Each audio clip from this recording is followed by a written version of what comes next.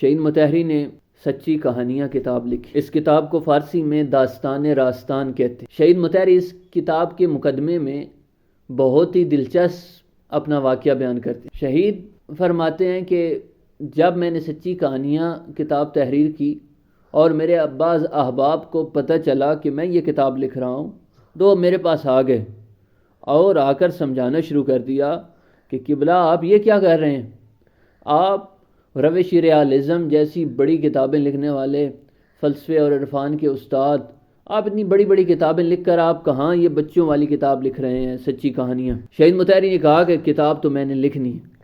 ان لوگوں نے کہا کہ اگر کتاب لکھنی ہے تو پھر ایک کام کریں کہ یہ کتاب اپنے نام سے نہ چھاپیں، کہ یہ بےزتی تو نہ ہو کہ اتنی بڑی شخصیت آ کر ایک بچوں کی کہانیاں لکھ رہی۔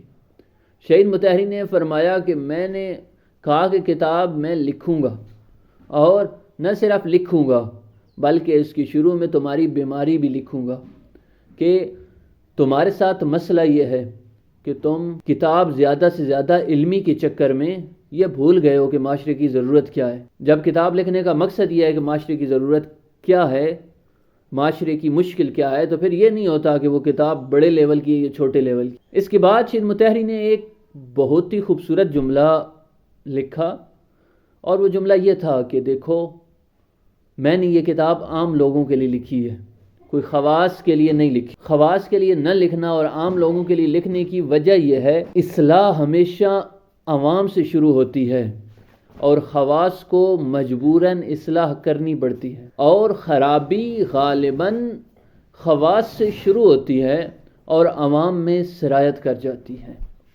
اگر آپ نے معاشرے کو بدلنا ہے تو طریقہ یہ ہے کہ عوام کو بدلیں۔ اگر عوام بدل گئی تو خواص بھی بدل جائیں گے۔